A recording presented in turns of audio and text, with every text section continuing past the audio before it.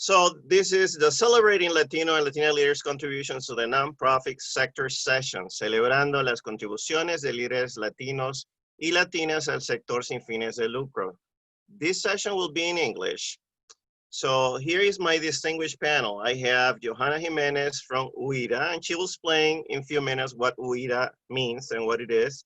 Brianna Sas-Perez from Layton Boulevard West Neighbors. Tammy Rivera from the South Side Center of Milwaukee, and Germán Novelli, the Grace Lutheran Church, who has a great foundation that he'll be sharing with us today. So before we start with this, your moderator will be Nelson Soler. This is me when I was younger, I think. I'm the president of the Latino Chamber of Commerce of Southeastern Wisconsin, and also the founder of the Latino Entrepreneurial Network, and also a business owner in the area. I'm also a faculty at UW Milwaukee. So the mission of the Chamber is to foster the economic development of Wisconsin by advocating, strengthening, and promoting the growth and development of Latino and other minority and emerging enterprises, with the goals of providing increased access to capital, business opportunities, job creation, and capacity building programs. The Latino Entrepreneurial Network mission is to promote entrepreneurial awareness and education through bilingual coaching, professional development, and networking. This program is presented to you as part of our Más Fuertes initiative, which is a joint effort between the Latino Entrepreneurial Network and the Latino Chamber of Commerce to elevate the role of Latinos in our state. We also have a series of educational programs that are every Tuesday and Thursday, Tuesdays in Spanish, Thursdays in English, and we cover financial literacy in those programs. This coming month is gonna be entirely on business financial planning. So I join these dates to you. You can call us at 414-888-2270, 414-888-2270 to learn more about this programming. You can join us via Zoom. You can see it via Facebook Live, or you can watch it later in our page and or YouTube. So today, we're gonna start with this distinguished panel, which I'm all excited about, and you can see them on my screen. Your screen looks different than mine, so I'm gonna start with the first person that I see on my screen. And the intent is that you introduce yourself a little bit and talk a little bit about your organization for this round. Later, we will explore other questions with you. So let's start with that one. And I'm seeing first Miss Tammy Rivera. So we're gonna start with Tammy Rivera. Buenas tardes. My name is Tammy Rivera, as Nelson shared, and I'm the Executive Director and the lead organizer for Southside Organizing Center. And so SOC, for some of you, and for those of you who are a little older, it would be SOC. Glad to be here. Thank you, Nelson, for the invitation. The mission of SOC, it's our 30th anniversary, by the way, this year. And so, yay. SOC started 30 years ago, much like it operates now, with a group of residents at that time, mostly faith-based organization leaders, talking about what did the Southside need. And so the mission has been relatively the same. We work with residents, so that's organizing, and for residents, which is advocacy, to ensure that their neighborhoods are safe. That's the #1 issue from inception till now, that they're livable and that they're economically vibrant. And we do that through a social justice lens. And our motto is just to ensure that you all, those folks who live between First and Miller Parkway and the expressway or the Valley to Oklahoma, that you have a voice, a vote, and a vehicle to organize. And that's who we are. It seems that Brianna froze for a minute, so since she's frozen, we're gonna continue with Germán. Hello, everybody. Thank you, Nelson, and thank you everyone for inviting me to be part of this wonderful panel. The first thing I want to say before I start talking about myself and what I do is that I would like to highlight the fact that I'm the only man invited to this panel. And that shows how important Latina women are and the roles they have in their society. So, and this is something that we need to appreciate, and this is something that we need to highlight, especially in this Hispanic Heritage Month. So my name is Germán Novelli Jr. I'm an immigrant from Venezuela, living in Wisconsin and living in the United States for about 8 years.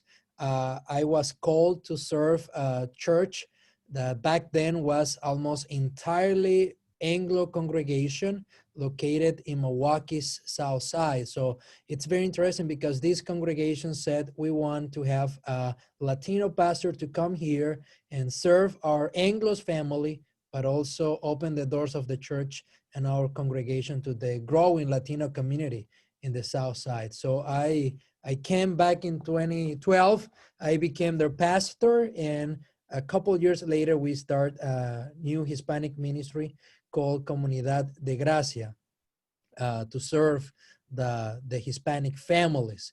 So I'm also a journalist, which is another passion I have. And a couple years ago, we start a new Spanish magazine or publication called Entérate Wisconsin that has been serving Milwaukee since then. And this is another dream, a fulfilled dream that we had with my family. A lot of people in my family are journalists or are specialized in the area of communication. So was another great experience. I'm also the president of the Hispanic Missionary League, which is a nonprofit organization created last year. And our mission is to gather, promote, and strengthen the Hispanic ministries within the Lutheran Church Missouri Synod nationwide. Our plan is to, of course, serve Latino churches in all the country, and also serve pastors and promote that more people are interested in working full-time for the church. So, and I would like to thank Nelson and the Chamber for giving me the opportunity to continue with these two projects, with Entérate Wisconsin and also with the Hispanic Missionary League, so we can continue serving our Latino community. And I would like to share a quote or a statement said by Jesus Christ. Jesus of Nazareth said, "Whoever wants to be a leader among you must be your servant, and whoever wants to be first among you must be the slave of everyone else." If we are here today, it's because we all share this passion to serve people, to serve our people, nuestra gente, and to serve our communities. And we are not leaders because we are bossing around. We are leaders because our passion is to serve and to serve one another. And the best example we can have is actually Jesus Christ, and that's why we are here. Besides all this, and I also serve in the board of directors of the Latino Chamber of Commerce in Southeast Wisconsin, and also I'm part of an organization called Hope MKE to serve communities in West Allis and the Milwaukee South Side, and also I'm a volunteer for the organization Common Ground. So I don't know where I find the time to do all this kind of stuff, but I'm just, this is my passion, and this is my advice for those of you who wants to serve the community, that if you want to do it, you have to make of this your passion in life. Thank you for those words, Germán. So now we're gonna proceed with Brianna. I see she's smiling. She got her camera back. So I'm gonna unmute her. So Brianna, the floor is yours. Thank you, Nelson. Hi, everybody. Buenas tardes.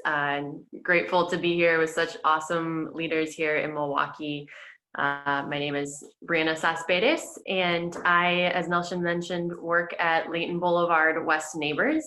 And we are a community development organization who, our mission is really to be a community partner in building strong and healthy neighborhoods where everybody can thrive. And we were founded about 25 years ago by the School Sisters of St. Francis, who have been on the near south side of Milwaukee for nearly 150 years. And they're, at that time, they had been, seeing some changes in the neighborhood, and folks were having some different concerns, and they really were asking the question, do we stay here? Do we continue to be invested in this community, or should we go elsewhere? And they decided to stay, and decided to do that because they were gathering with their neighbors. They were, talking to one another. They had an ice cream social, which is what the picture that's on the screen right now is a repeat of the ice cream social for the 20th year anniversary.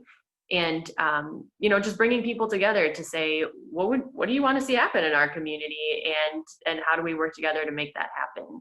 So for the last 25 years or so, we've been doing that and grown from kind of a volunteer initiative led by the sisters to a community development organization that does a lot of that work of partnering to build strong and healthy neighborhoods through a focus on housing, both connecting folks to housing resources, home ownership, making sure folks can keep their homes and repair their beautiful homes. As we know, the near South Side has so many, and all of Milwaukee really has just really incredible housing stack. So making sure there's quality, livable housing that's affordable and accessible to people through economic development strategies. So supporting small businesses and entrepreneurs, many of whom the chamber works with as well, and thinking about the commercial corridors and the streets where those businesses are.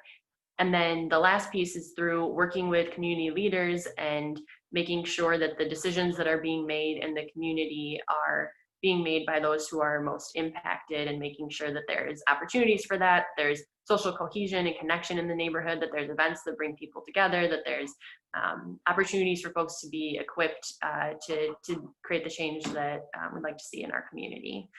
So in a nutshell, that's the work that we do, and we're across the street from Tammy at SAC and work closely with the Chamber and UITA and many other partners. So thanks, glad to be here.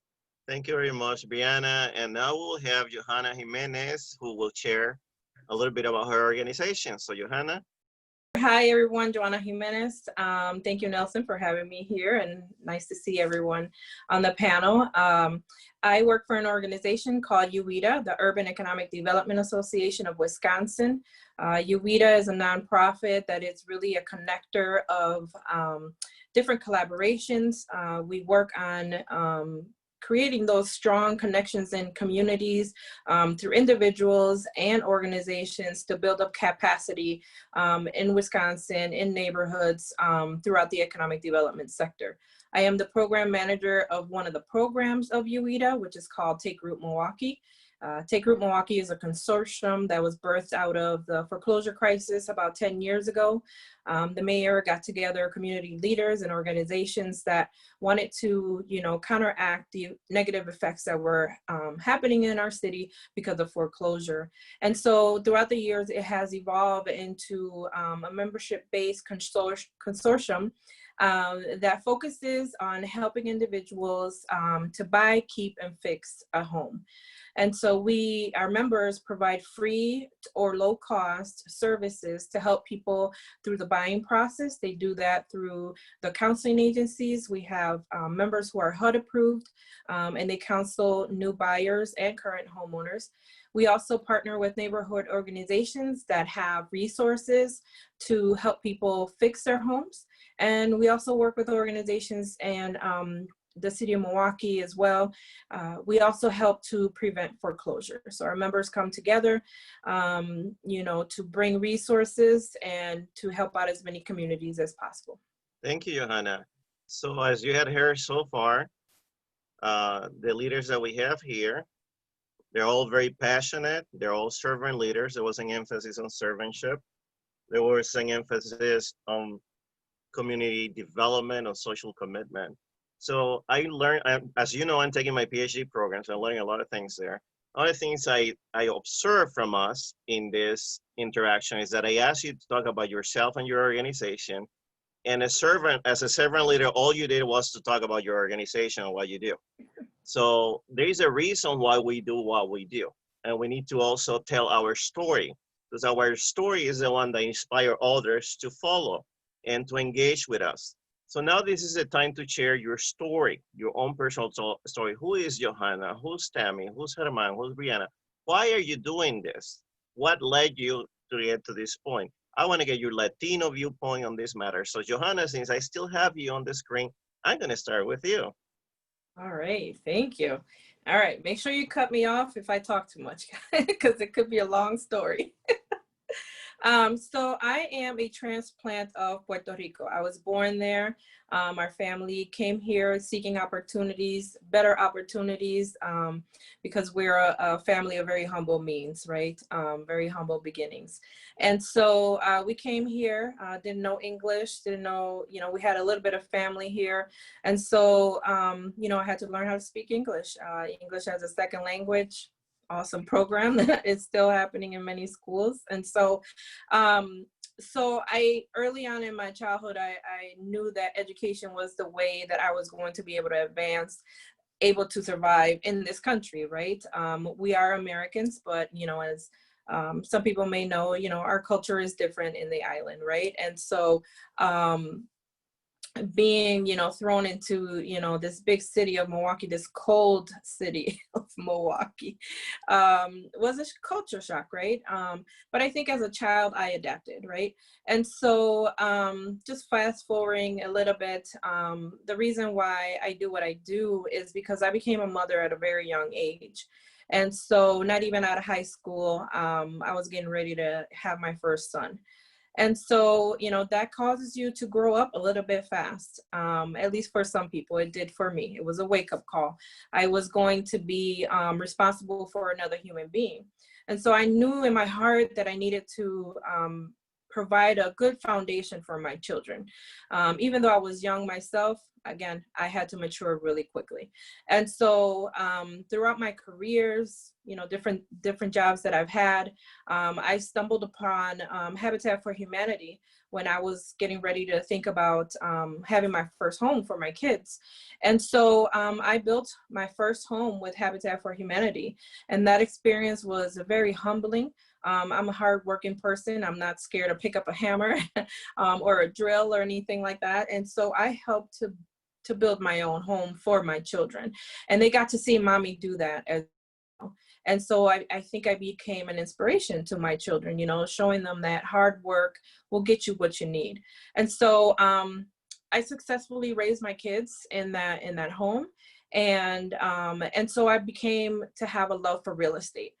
I got licensed as a real estate agent about a year after I built my home, because I wanted to help other people experience what I experienced, not just through Habitat. I continue to be a great supporter of their organization, because it gives you a way for people who may not be able to get that conventional financing to purchase a home. That organization helps those types of people. And so I became licensed, and I started to help families get their own places. And that also fueled, my professional career in my educational side of things. I went and got my bachelor's degree and my master's degree in business, because as I was an entrepreneur, as a real estate broker, I knew that there was more things that I needed to learn, right? And so I've worked with government in different aspects of real estate, such as landlord and tenant relationships through the Housing Authority. I was a property manager for a while as well, so I know that side of the real estate world. And then I went into working for the county in their real estate department. And so my passion for real estate, and the passion for helping people has kind of taken my career path to the nonprofit sector. So when the job for the manager of Take Root Milwaukee was posted, I felt that it was written for me, because I have the passion for the community work, and I love real estate. I still practice it in my own business. And so to me, doing this work fulfills my life's mission, to be able to help communities, to be able to help young parents, to be able to help Latinos, to be able to help immigrants, people who sometimes are marginalized and told that you can't have this dream, right? Again, being Puerto Rican, I'm American, but, coming from a poor family, you don't always have that encouragement to say you can achieve this, right? You too can be a homeowner. You too can raise your kids in this country and afford them all the things that you didn't have, right? And so, my kids are grown now, 25 I won't say their ages.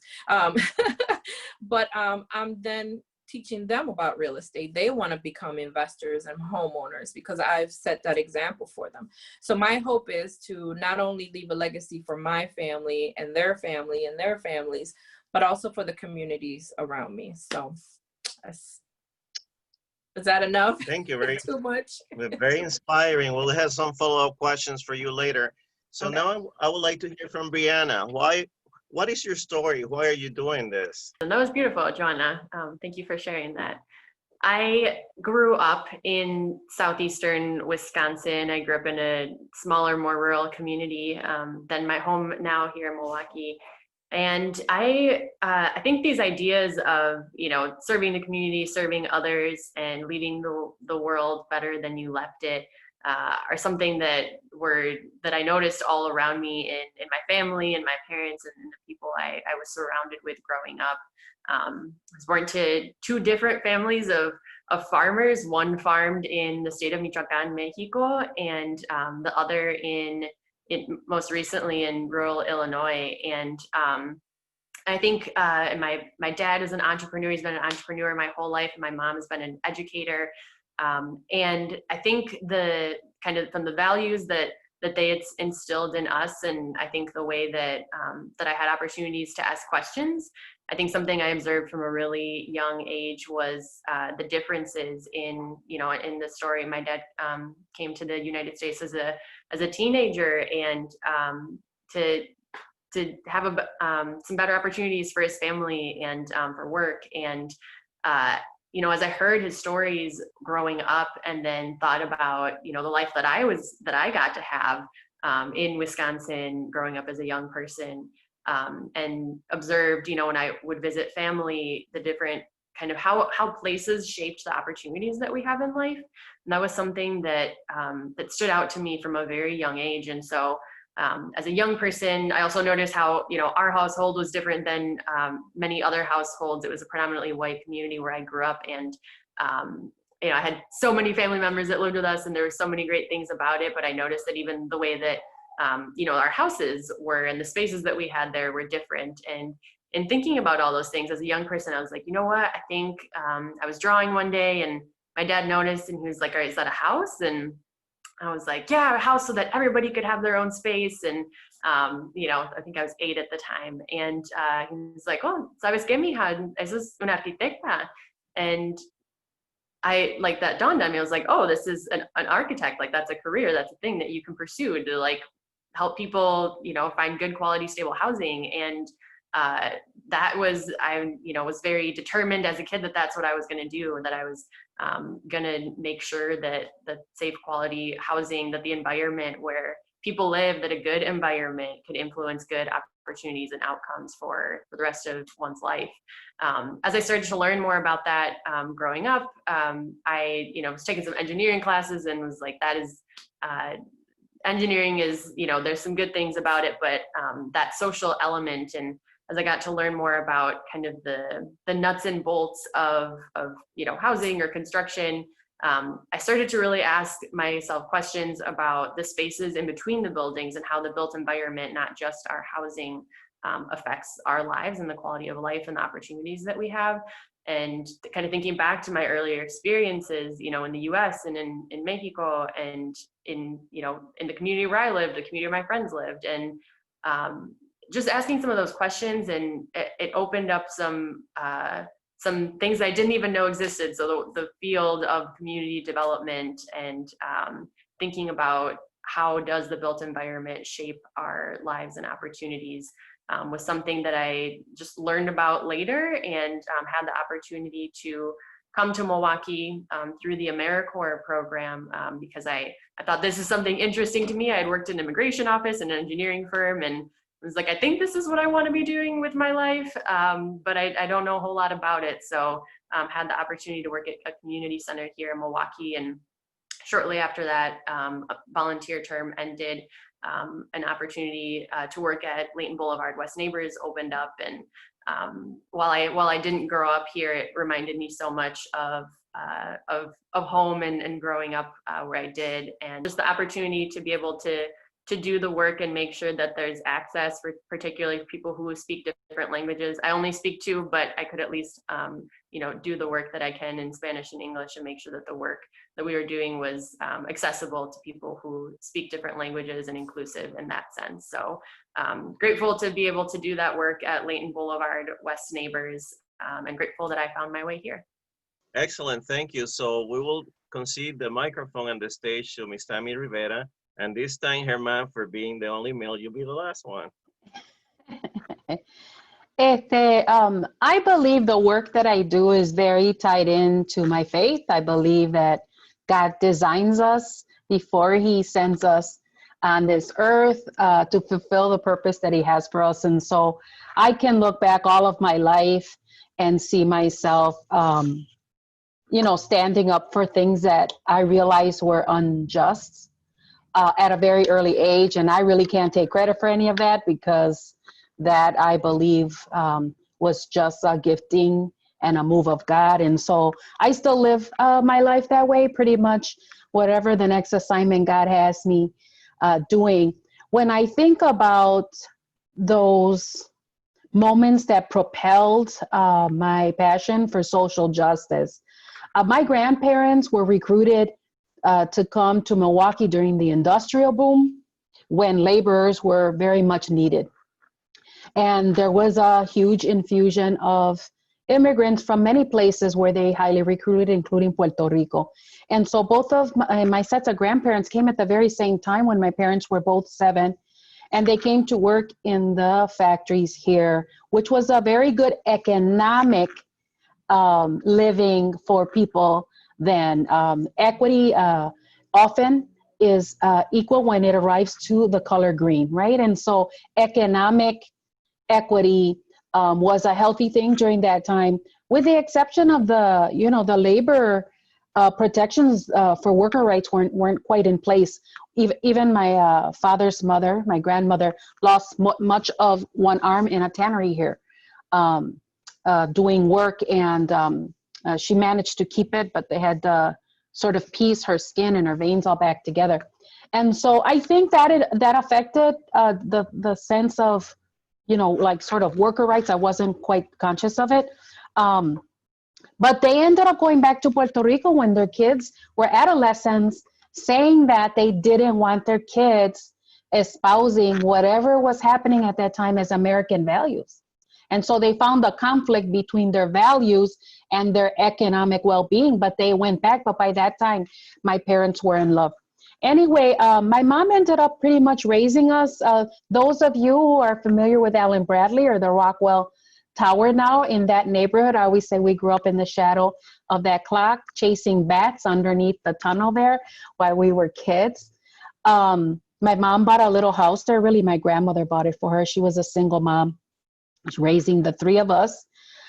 She was an assistant teacher at Guadalupe Head Start Center. So we had the opportunity to be like among the first kids to do Head Start, which I believe contributed greatly to our advancement as a community, but to me as well. And then I have stayed on the near south side where I still live.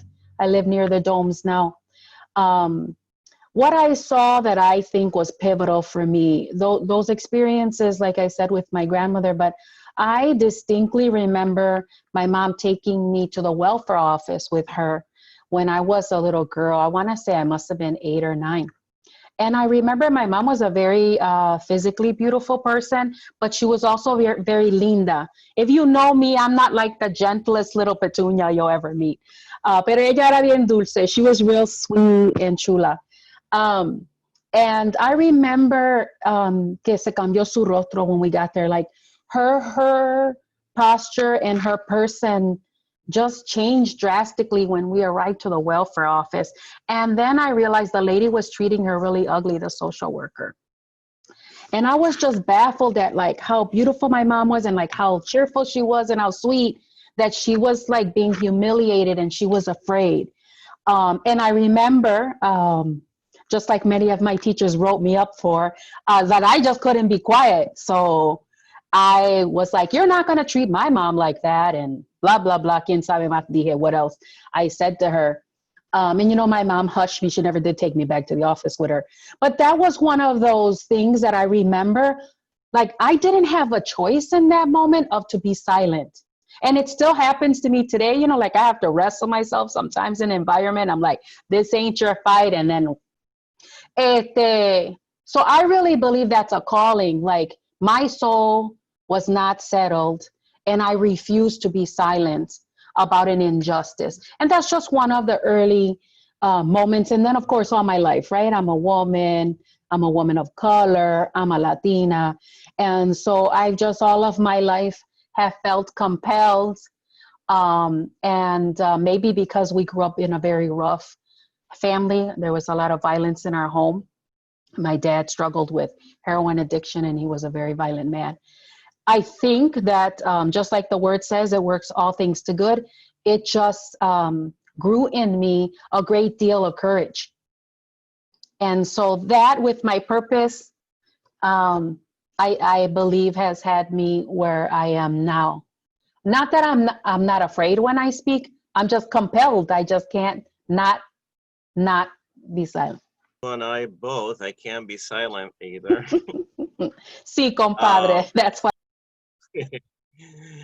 So now let's hear from Herman. Herman, tell us about yourself. I know you were not born here either, so I will let you speak at this time. Well, actually, I was born in a very small town near to the border between Venezuela and Colombia. So I grew up with a feed in Venezuela and another one in Colombia, and that's why I share a lot of the cultures of both countries. And the first time I became an immigrant was the time in which I had to leave my hometown and go to Caracas, the capital city of Venezuela, when I wanted to go to college. And the first eye-opening I had in that experience, it was when I was not admitted to the college. And then I was like 17 years old, and then I discovered that life will be filled with difficult times, or times of crisis, or times in which things will not be as easy as I thought. So I kept trying, and a couple of years later, I was finally admitted to college, and that's when I started going to study journalism. And at some point during the career, during my time in college, I could not afford anymore the place where I was living. So I was afraid of dropping out of school, and I did not want to do so. So I talked to a pastor and a friend of mine. He was a Canadian American missionary down in Venezuela. And I told him, hey, I don't have a place to live, and I don't have a job. So I need help because I want to continue in my career. So he told me that he had rooms in the seminary in Caracas, but he said, if you want to live here, you have to take at least one class, a Bible class or a theological class, so I can tell others, well, he lives here because he's taking classes with us. So I thought it was a good deal. So I took the offer, and I started living at the seminary in exchange of a room. And also I started taking some classes, and after the first one, I took two more, and then two more. And then I found out that that's something that I really liked to do, working in the church and helping people through the church. And then I got opportunity to come here, as I was sharing earlier. And 2 days before I moved to the States, I moved to Wisconsin, I met who now is my wife. And I said, come on, that was love first sight. And now I'm leaving. So what is this? So I came here, and then I had to go back to Venezuela. And when I went back to Venezuela, I called her, and we started dating. And a few months later, we got married, and then she came here, and she now works for Milwaukee Public Schools as a teacher, a second grade teacher. So, but you know, I always think about that, how those difficult experiences that we have to live can lead us to our path, and so we can follow what we want. And I have learned that sometimes you will think that it's the end. Sometimes you will think that you are done. And no, it's just the beginning. It's just an opportunity to grow, to be better, and to learn new experiences. And I am who I am because I have a great passion for people. And just in the same way that someone helped me when I was younger, I would like to share this knowledge and my experiences with others so they can also keep growing and keep fighting. Excellent. So one of the things I hear, a common thing among all of you, and that's probably why you're in the nonprofit sector like I am, is servant leadership. Servant leadership is a style of leadership that is not really easy to implement, and it's not for everyone. Because when you're a servant leader, you put somebody else's interest over your own when you're leading. You need to lead so people can trust, people can follow you in that regard. Also, one of the things we do as servant leaders is building community. And building community requires a lot of work. And I always remember Tammy saying that all of us can come from the same womb of a mother, but we don't necessarily agree or get along, which is a very important item. So recognizing all that servant leadership is tough. I know that there are a lot of people watching and will be watching this interaction that want to join this path of becoming a servant leader. So if you can think of 3 things that you would recommend, because you're obviously, there's no doubt in my mind that all of you are servant leaders, what would you recommend for them? Again, we need to build trust, we need to build community, we need to put somebody else's interest before us, and all of us had a strong value of society over us, and that's also very interesting. So we'll start this time with, let's spice it up with Brianna. I see her very into the conversation. So what would you recommend for a young person that wants to be a servant leader? I think, yeah, so I think the first thing that comes to mind when I think about the kind of working in the nonprofit sector, and I think it does relate to servant leadership, but I think there's sometimes an assumption that, you know, either you're more noble for working in a nonprofit, or, you know, that is the way to serve the community. And, you know, first of all, no, that's not true. And second of all, I think that can also sort of create this sense that that there's not issues within nonprofits either, that if you're working for nonprofits, you're working for justice, and that's it. That, you know, all you got to do is work for a nonprofit, and you're pursuing that work. So I think one thing in terms of just being a leader, and that is, and something that I'm, you know, absolutely still growing in, is learning the ways in which the nonprofit sector is still upholding dominant systems that are oppressive. And, you know, I think as a servant leader, I think it requires, you know, courage, which other people have mentioned, just to push against some of those things that are, you know, seemingly norms. And I think it's easier to feel like, oh, you're still in the nonprofit sector, you're helping people, but that nonprofits can still perpetuate some of the things that theoretically we're trying to work against in creating a better world. So that's the first thing. You know, I think on a practical sense, like if you're not working in the nonprofit sector and want to be, just like feeling comfortable reaching out to people, and you know, I guess it's essentially that's networking. But, you know, if there's somebody who's whether it's their leadership style or the work that they do that you admire, having that conversation, and you know, learning more about the work that they do, and you know, what it's like to lead in their work, is another thing that comes to mind. And then I think something that that I've gained from working at Layton Boulevard West Neighbors is that we really operate from a strengths and asset-based perspective in our work. And I think that, you know, translates from our work externally in the community, certainly, but also, you know, as individuals, coworkers, working with one another. And I think as a servant leader, a big part of that is seeing, you know, seeing the strengths that other people have, seeing the divine in other people, and recognizing that, like, okay, we're very different people. And so I may be really great at leading in these areas, but I need to step back. You know, who cares what my title is? I need to step back because you really shine here. And, you know, we need each other to really have the best impact. Excellent comments. Yes, you can serve from corporate, from the entrepreneurial sector. I always remember one of my executives told me, there's nothing wrong to work for a corporation because you become an ambassador of your community. You also can portray and bring to us issues that we can handle as a corporate citizen. So yes, that's very true. And yes, I like your second point, but I'll let somebody else talk. So Johanna, you want to follow this conversation? The three things that I came up with, one is flexibility. You have to be able to be flexible in this type of work. And, if you can find an organization that,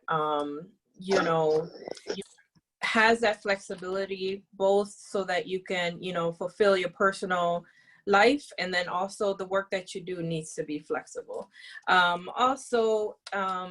It needs to mirror your passions, your personal passions in life. If you can't stand up for that mission of that organization, you should not be around it, because it makes life a little bit harder, right? And you're going to be doing more of a disservice. So if you're not, a friendly person, a community person, that, you have to talk to different people of different backgrounds, social economic statuses, you need to be able to have that within you, to be approachable, to be empathetic to people. And so your personal beliefs need to mirror that mission of that organization and the people who work with that organization as well. So I think that's very important. The third thing is to sharpen your skills. As Brianna mentioned, we all have different skills no matter what our job titles are. And if you keep learning, if you keep improving those skills, you will eventually find your niche, your purpose in life, right? And so nonprofit was totally new for me. I worked in government and corporate, and, it was a very different regimen. And, I had to become acclimated to my new environment. But it also gives me the opportunity to expand my network, my relationships, which I think is also, I'm gonna throw in a fourth one, sorry, Nelson, but the relationships that you build are very important, because I believe it's a reflection of you and the organizations that you represent in your communities. Thank you. Tammy, you want to take the floor? Claro, I think the most important advice or challenge that I would give us all and remind myself is that we should be living for eternity, right? So within the context of this, life is like a grain of salt in all of eternity. And so to really be trying to remember that this is temporary, very important, but temporary. And, there are things that just don't matter in eternity: your title, money, fame. And so the currency in eternity is not the currency that we focus on, especially in this nation. So just to put context to your life. And then your purpose, like for a long time, I wasn't sure what my purpose was, but, God is like, there's some mysteries God keep, but humans aren't very mysterious. And so usually your purpose has to be the obvious in your life. If you've been through some pain in your life, that's going to be your power source. Like, you have a unique voice for whatever traumas you experience in life. If you can work on your healing, that will be your superpower. When you have to bury a child, that gives you entrance into the soul of so many people.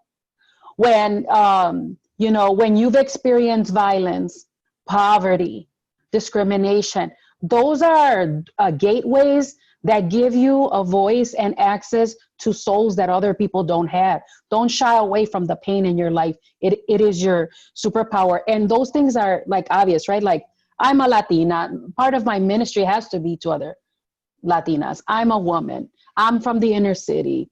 I'm an immigrant. Like, all those things, are just obvious ways, if you're lost, to go, well, like, what's the obvious in my life? And to start there. So live for eternity. And then be authentic. Sometimes I meet people and they're like, oh, I've heard of you. And I say, some of that is true. So what I mean about that is, be you. You know what? God already knows what you're thinking, what you're feeling, and all your secrets. And so it's very freeing to be you. And I'm not saying don't work. I got all kinds of issues. One of my sons is a pastor. Let me tell you, I hear about all things: my potty mouth, my temper. But be you. it's so freeing to be you, but also you demystify things for other people. It's not magical to be an ED, people. I guarantee you, no hay magia de nada. And so just be yourself with all your weaknesses. Try to be self-reflective. And then third, we really have to live what we believe. And so there's a lot of posturing. Like Milwaukee has a couple of traditions. And there's a lot of posturing and there's a lot of pressure to presumir, you know, to hacer el papel. But live what you believe. Recently, we had the loss of a president of the former president of our board, as many of you have heard. Jason Clearman was murdered the other day. And one of the things I admired the most of him is whatever he really cared about, he didn't have to speak to you about, he lived. So he's really concerned about what was happening with bees. He has a beehive. He was really concerned about green space, garden. He really cared about immigration, law firm, immigration. So, you know, just live what you believe. You can't be everything to everybody, but what you really believe, if you really want to show other people how important it is, live it. I care about the South Side. I'm going to live in the South Side. You know, those are the things that we can share that goes way, way farther than what we can voice or write. Thank you, Tammy. So, Germán, now what can you say after all this great advice that has been provided by our Latina leaders? Wow, I don't even know what I'm doing here after all those powerful messages from all of these beautiful ladies. Thank you. Thank you very much for sharing that. Well, you asked for 3 things, Nelson, but I will give you 4. I will say learn, listen, labor, and love. Number 1, learn. I think that we all need to seek education. We want to get the right training for whatever we want to do. If my grandfather used to tell me, Germán, if you want to clean shoes, that's great, but get trained so you can be the best shoes cleaner everywhere. And I think that this is something that we all need to find. And when I'm talking about education, I'm not saying that you have to go to college or to the university and get a PhD. No, I think that it's finding the right training and the proper training and buy books and read them. Before we started a nonprofit, I went to the Milwaukee Public Library in downtown, and I remember that I spent hours reading books because I knew nothing about that. And then I tried to find information and find the people who knew about it to tell me what it is all about. And that's actually the second thing. We need to listen each other, and we need to listen those people who know and seek the advice of those who have been doing what we want to do forever and see what we can learn from them. And also labor. We need to work hard. We need to work by knowing that, as Tammy was sharing with us, that life is forever. So we need to work hard and knowing that your next day could be the last day in the earth, but you want to be remembered, you want to leave a legacy in all you do. And the other thing is love. I think that we need to love ourselves. And a key word for everybody who are watching us right now, dignity. Dignity begins in loving yourself and loving what you do. Also, love others. Love the people around you, your family, your friends, your community, your country, and the people you want to serve in the organization you are. And also, it's very important that you love what you do. It's the only way to be happy, that you really love what you do and you do it with passion. So again, we have to learn, we have to listen, we have to labor or work hard, and also we have to love what we are doing. Thank you very much, everybody. It has been a pleasure having you here today. As I shared in the other session, our goal from the Chamber, the Latino Entrepreneur Network, is to highlight individuals that are typically not highlighted. Every time we celebrate the Hispanic Heritage Month, the same 5 people get highlighted. So the Chamber decided that that was not acceptable anymore. We started the series last week with entrepreneurs and nobody knew anything about them. They never hear about them. because they're not a common entrepreneur. They're doing very well, and they did an excellent job in sharing their experiences. Same thing today. Most people, there are people close to you that know who you are and what you do. But besides that, how many times do you get invited for Hispanic Heritage Month? Very seldomly I have, myself only once, I think, in the 2 decades that I've been living in, 2.5 decades living in Milwaukee. So I wanted to do that. And I thank each one of you for what you're doing, for joining us today, because what you have done today is transformational. And I'm sure that many people that had never heard your story, never heard what you do, are really inspired by your contributions to our community. So thank you very much for what you're doing. Stay with me for a minute as I announce our next program. So next week, we'll be here again on Friday, and we will have on the 2nd, October 2nd, and I have problems with my screen. Now I'm getting the Brianna effect. Let me see if I can get it again. So next week, we're gonna be sharing on the 2nd at noon. We'll be celebrating Latino and Latina leaders' contributions to the public sector. So estaremos celebrando las contribuciones de líderes latinos al sector público. So we'll have 4 professionals who are serving in government, okay? One of them is an elected official. So we can get a different perspective. I always have my utmost respect to those who are elected to a position, because then you're serving everyone. And when you serve everyone, we don't have the luxury of pick who you want to serve with, what relationships you might have. You have to work with people who probably hate you pretty much. And that's fine with me too. So that will be our program next week. I will allow our participants to say any closing statements they want to say. So Herman, you were the last one. So anything you want to say in closing? Yes, I actually have a quote from Mahatma Gandhi that says, live as if you were to die tomorrow and learn as if you were to live forever. So we need to live our lives with passion and always keep learning. Keep learning. Thank you. Tammy, what you have for us? What final thought?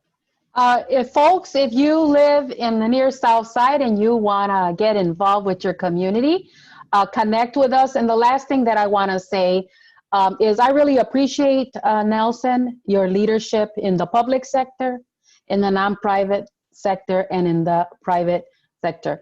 I appreciate that you have a soul committed to grassroots justice and to the pueblo. And I just want to lift you up during Hispanic Heritage. It has been an honor to know you for, the decade and a half that we have been digging into things. And I just support you wholeheartedly in the work that you do, and honored that to be on the journey with you, brother. Yeah, I echo Tammy's comments. Thank you so much, Nelson, for having me. I'm really grateful to each of you, Tammy, Herman, Johanna, for sharing your stories today. I learned so much and was taking some notes on the side about all your wisdom. So thank you. And I think just want to offer gratitude. You know, the only reason that I am able to do the work that I do in the way that I do it, and attempting to show up as my whole person, is because of the many Latinx people who have been laboring before me, you know, for generations,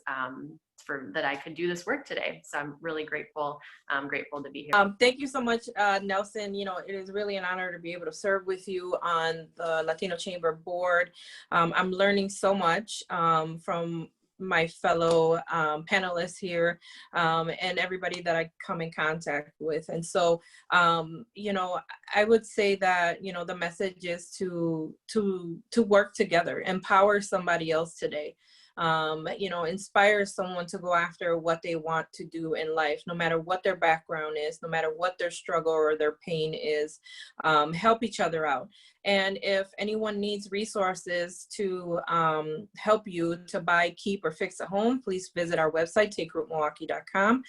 We are having a seminar tomorrow, a home buying seminar. So anyone who's watching this, again, look on our Facebook page for takerootmilwaukee.com, and you can register. They're totally free, and we'll connect you to resources to, again, help you to buy a house, keep your house, and fix it. So thank you for everything, Nelson. You're all very welcome. Remember, the only way we can grow is by sharing knowledge, by sharing power, and by sharing all these wonderful feelings we share and unite us as Latinos, as humans.